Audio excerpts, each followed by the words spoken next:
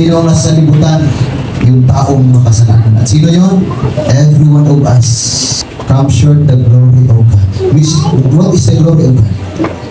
The glory of God is the character of God.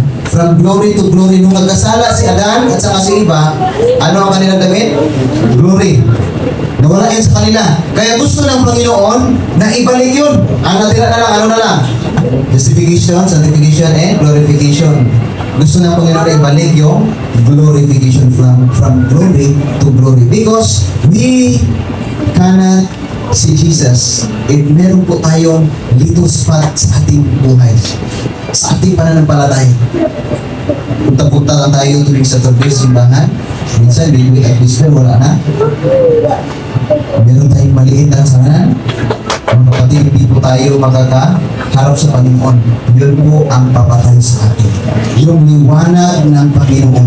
Kaya gusto ng Panginoon na yung liwanag na yan, which is the characteristic, ay maisuot din natin naman mga kapatid.